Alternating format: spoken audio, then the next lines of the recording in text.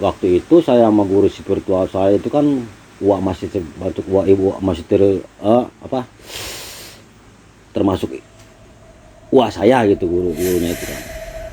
Diajaknya saya ritual di Gunung Kejayaan, daerah Palimanan. Dapatlah bisikan bahwa barang itu yang asli itu adanya di Pulau Kemarau, daerah Palembang.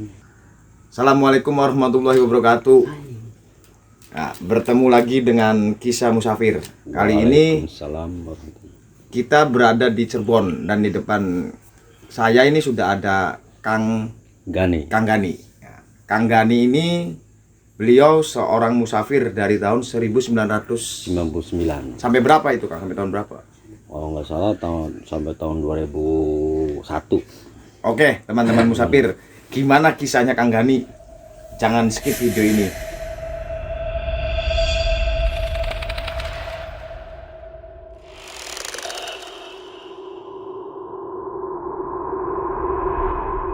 Kang Gani asli mana, Kang? Saya asli dari Cirebon Timur. Ada satu desa. Kalau ini apa namanya, sudah berkeluarga? Kalau sekarang udah. Waktu cerita ini saya belum. Masih perjaka tulen lah, masih mencari jati diri lah gitu namanya. Kesibukan sehari-hari, Kang? Saya kesibukan sehari sekarang suka main di proyek dinas. Masih sampai sekarang? Masih. Kalau lagi ada panggilan proyek dinas, ya saya bukan di daerah saya sendiri sih, dari daerah Jakarta, Tangerang. Kalau ada panggilan ke sana ya saya berangkat gitu. Awal mulanya perjalanan saya itu ketika saya mencari jati diri, ada satu guru yang mengajarkan saya untuk mencari jati diri dengan cara berjalan kaki, mencari sesuatu yang belum pernah saya alami.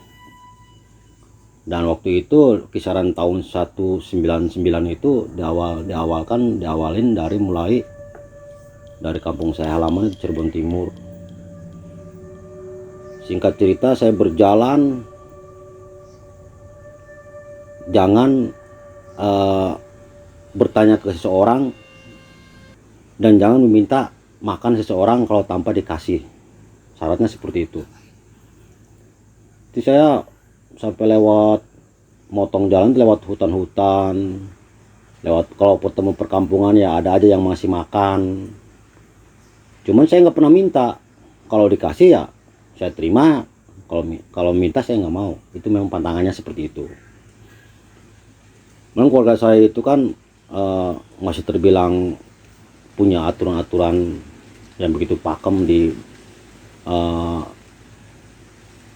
aturan keluarga saya itu kan aturan seperti kayak kayak tata krama keraton gitu kan. Memang keluarga saya kan asalnya dari sono. Kalau hidup kamu pengen berguna, carilah jati diri kamu dengan cara berjalan kaki, ikutin ibu jari kamu kemana larinya. Nah, saya berjalan tuh saya belum menikah waktu itu. Sampailah saya ke daerah Palimanan itu saya nggak tahu bahwa di situ ada saudara saya. Saya berhenti di suatu warung, ngobrol-ngobrol, saya diajak ngobrol, diajak mampir. Ternyata itu keluarga saya. Saya dijahit sama dia, dibawa ke rumah. Ternyata saudara saya itu masih orang paranormal juga, Kang. Orang bisa lah gitu ceritanya. Nah, saya minta izin lagi ke dia, saya mau berjalan kaki lagi sampai ke arah Banten. Ceritanya saya nyampe ke Banten, berjalan kaki, banyak pengalaman yang kalau saya ceritain tuh begitu banyak cerita. Cuman ada kegagalan yang tidak saya sengajain gitu kan. Tiba-tiba saya ketemu dengan seorang etnis Tionghoa, namanya Henry Budiman. Sudah disamarkan ya? Enggak, itu nama asli. Nah, ceritanya Henry Budiman itu ngobrol sama saya, "Mas, dari mana?" "Saya dari Surabaya. Saya lagi cari barang antik," gitu kan. "Barang antik apa?" "Sejenis murai," katanya. "Saya di Cirebon itu udah lama," katanya. "Saya hampir habis 1 M buat biaya hotel aja, saya mencari barang antik. Saya banyak yang ditipu sama orang." kalau Mas bisa bantu saya janjiin hasil dari ini Mas saya kasih 50%.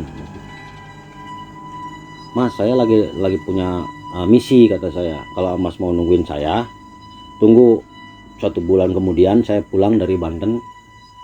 Mas tunggu aja di sini. Hotel apa? Hotel Asri namanya, di daerah Pasar Pagi ada Hotel Asri tuh. Di situ 1 bulan kemudian saya pulang lagi, saya ketemuin dia di hotel masih ada, dan saya ajak dia ke rumah ibu saya.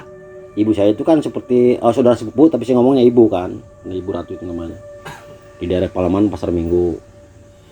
Saya ajak ke rumah dia. Udah daripada situ belangsak nggak tentu arah, kata saya, habis uang puluhan miliar buat biaya pencarian barang antik ini, lebih baik tinggal di rumah ibu saya aja. Ibu saya juga mengizinkan. Singkat cerita, disitulah saya mulai ritual-ritual gaib tentang masalah barang antik. Karena barang-barang yang nyata itu memang nggak ada, yang aslinya itu adanya di alam yang tidak bisa kita lihat, alam gaib namanya, alam astral. Nah, waktu itu saya sama guru spiritual saya itu kan masih termasuk ibu masih termasuk saya gitu, gurunya itu kan. Diajaknya saya ritual di Gunung Kejayaan, daerah Palimanan. Dapatlah bisikan bahwa barang itu yang asli itu adanya di Pulau Kemarau, daerah Palembang. Nah, 2 hari kemudian saya berangkat ke sana, 3 orang. Naik perahu, naik pesawat dari sini ke sana, naik perahu nyebrang Pulau Kemarau di Sungai Musi itu kan. Saya di situ bikin tenda. Ada suatu pulau. Sejarahnya pulau itu dulunya bekas petilasan kerajaan Sriwijaya yang hancur terkena Sungai Musi dulu. Ceritanya Pati Jani itu kan guru spiritualnya juga kan ikut situ. Dia ritual kan. Tiba-tiba kalau nggak salah malam Kamis kalau nggak salah, sekitar jam 11-an malam itu, nggak ada angin, nggak ada apa. Tiba-tiba dari pohon bambu itu ada suara yang gemetik. Pas keluar dari pohon bambu, Pati Jani itu udah bawa satu pasang samurai, satunya selendang, satunya roll, yang seperti meteran itu, King Bata Merah. Patijan kok bisa, kata saya, langsung bisa keluar barang seperti itu. Udah, kamu jangan banyak tanya, sekarang kita pulang aja ke Jawa, katanya. Karena barang ini udah ada. Perjalanan di situ saya nyampe lah saya ke Palimanan lagi, ke rumah ibu saya. Di situ tiba-tiba Patijan badannya ada yang ngelempar, Kang. Nyampe ke kamar tuh ada yang ngelempar dia. Butang banting. Kenapa Patijan? Aduh Kang, saya dipukulin sama istri saya. Istri siapa? Saya tuh kemarin dari situ ritual menikah sama siapa? Sama Ratu Jin, namanya Siti Fatimah. Makanya barang itu bisa keluarin, itu mas kawin saya. Kok Patijan mau ya? Pikir saya jin saya di Cirebon itu bisa naklin dia. Ternyata jin itu jin paling tua yang ciptakan Allah pertama itu Ratu Iblis, yang penguasa Laut Selatan. Di laut apa? Bukan Laut Selatan, Laut Selat Sunda itu, Merak. Ternyata jin-jin di kita itu pada takluk semua ke dia. Makanya saya dipukulin. Saya suruh pergi, tinggal bersama dia. Terus gimana kalau begitu? Ya saya harus mati dulu. Ya Patijannya mau nggak mati? Ya nggak mau lah saya mati, uang dijual, sayanya mati. Sedangkan samurai itu satu pasang itu harganya tuh 8 triliun, Kang. Coba sekarang Akang aja kalau punya barang, Akang dijual, barang yang dijual Akangnya meninggal, Akang mau nggak? Nggak mau. Yang sampai sekarang barang itu nggak bisa dijual Sampai sekarang. iya. Udah kan, kamu pulang dari sini Palimanan ke rumah, kamu bohong aja barang ini laku mah. Ternyata sampai sekarang barang itu nggak laku. Sampai saya malam saya bakar menyan, bakar apa untuk penyelesaian barang itu supaya bisa laku luas, supaya bisa ngalahin jin itu. Ternyata tidak. Nah saya disuruh lagi nih, diajukan untuk ke Gunung Kejayaan lagi, naik ke atas Gunung Kejayaan lagi malam-malam. Suruh ajan lah saya di situ kan, ajan. Ada hari lapat besok kita lihat di Jepang ada berita apa, ternyata di Jepang itu tsunami. Kenapa Pak Tijan kok bisa tsunami? Karena pengen tahu kenapa tsunami? Itu karena pondasi gaib negara Jepang kita cabut, yaitu samurai yang di Pulau Komaru itu pondasi negara Jepang. Makanya samurai itu dicari untuk kembali ke Jepang. Jepang itu pengen maju lagi, kita tarik, akhirnya ambruk. Itu senjata gaibnya, pondasi gaibnya. Oh begitu ya. Singkat cerita banyak makan korban juga. Ada orang yang pengen membeli barang itu, pulang-pulang dari tempat Pak Tijan, orangnya tabrakan mobilnya. Saya pikir-pikir kalaupun hasil barang itu dijual, saya dikasih duitnya, saya nggak mau. Pasti itu bahkan memakan korban, Kang. Itu pengalaman saya yang pertama. Ya ujung-ujungnya kita akan masuk ke lingkaran setan, kita akan tersesat. Makanya saya mau ngasih ngasih penjelasan sejelas-jelasnya ke semua orang-orang gitu. Maksudnya jangan sampailah kita terjerumus dengan hal-hal seperti itu. Ini pesan moral dari saya, jangan sampai terjerumus dengan hal seperti itu, karena akhirnya akan tersesat. Kita akan jauh dengan namanya Tuhan. Berarti Kang Gani selama 2 tahun ya menjadi musafir, ada nggak pengalaman yang lebih menyeramkan menurut Kang Gani sendiri gitu? Ada. Itu waktu barang itu udah dapat kan dia taruh di rumah wah saya. Pak Tijan itu selalu di kamar sendiri dan badannya itu memar-memar. Kalau kamu pengen tahu kan kamu ikut, katanya. Ikut di kamar. Ngapain, coba lihat, katanya. Saya nggak bisa ngelihat, mata batin saya dibukain sama dia. Saya lihat itu perwujudan barang bangsa jin itu banyak banget di depan dia. Dia seperti ini lagi khotbah. Itu jin-jin dia itu nggak ada yang berani ngelawan Siti Fatimah. Siti Fatimah itu kan jin yang pertama diciptakan oleh Allah, itu dia. Ya, kalau sebut raja jin kan termasuk raja iblis ya, yang diciptakan oleh Allah pertama itu kan dia. Yang disebut 7 bidadari itu saya baru tahu ternyata itu bangsa jin penguasa laut. Seperti Siti Fatimah kan penguasa laut Merak itu kan, Selat Sunda. Nimas Tunjung Biru, Nimas Nawang Bulan kan, kalau gitu. Dewi Lanjar, kayak Nyi Rokidu, Ratu Kidul itu kan sebut 7 bidadari itu sebenarnya penguasa laut. Nah sekarang saya sama Kisan Pak Tijan itu berurusan dengan Siti Fatimah, penguasa laut. Makanya sekarang Pak Tijan itu buah si malakama. Enggak ada yang ngikutin keinginan Siti Fatimah. Dia setiap hari disiksa, dipukulin, suruh kawin, udah pengen tinggal dengan alam di alam kejinan. Bahkan Siti Fatimah juga bilang Gunung Krakatau yang di Merak itu sekarang lagi ditahan. Suatu saat bakal dihancurin, bakal ada terjadi tsunami. Saya udah tsunami di Merak itu, saya udah jauh-jauh hari saya udah tahu. Udah dikasih tahu sama dia, sama Pak Kasintok itu, orang kepetakan. Kalau untuk ini ya Kang, kalau untuk sosoknya sendiri itu Siti Fatimah kalau digambarkan gitu. Kalau digambarkan, saya pernah dikasih tahu di ruangan dia, di tempat meditasi dia, itu sosoknya seorang perempuan tinggi besar, tapi parasnya seperti umur 25 tahun. Kalau Pak Tijan bilang, kalau Siti Fatimah itu tergantung hati kita. Kalau hati kita memandang dia seperti Evi Tamala, apa artis-artis ternama di ibu kota, ya seperti itu. Tergantung kita melihatnya. Kalau kita melihat seorang sosok jin itu yang seperti setan, mukanya parah, ya terlihatnya seperti itu. Makanya tergantung ikutin kata hati kita. Sebenarnya kalau bangsa halus seperti itu, menurut Pak Tijan, saya juga nggak tahu seperti itu. Saya pernah lihat sosok itu memang cantik lah, soal seperti putri, sosoknya tinggi besar. Nah Pak Tijan juga di alam kejinan itu istrinya banyak.